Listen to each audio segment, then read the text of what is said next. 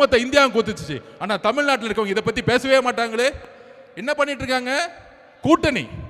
மதிமுகவுடன் 3 கூட்டணி சைன் ஆயிடுச்சு. இதான் முதலமைச்சர் அன்னைக்கு ரேப் நடந்து அங்க வந்து வெட்டப்பட்டு இருக்காங்க. இங்க கூட்டணி பேசிட்டு இருக்காங்க. நீங்க அரசியல் தேர்தலை பேசுங்க.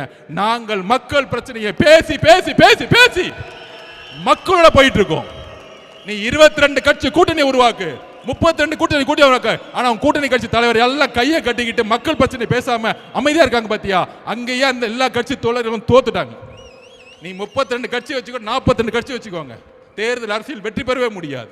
மக்கள் பிரச்சனைகளை பேசாத தலைவர்கள் மக்களால் தூக்கி எறிந்த வரலாறு தான் தமிழ்நாடு.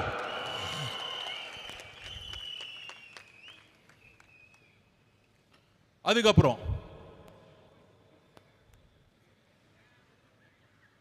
நம்ம சிவகங்கை நாங்குநேரி எதுக்காக அருவாய் எடுத்துட்டு இந்த சினிமா படத்தில் வர மாதிரி எங்கெங்கெல்லாம் மக்கள் விளிம்பு நிலை இருக்க மக்கள் இருக்கிற போய் வெட்டுறது, கொல்றது, அது ரீல்ஸ் போடுறது.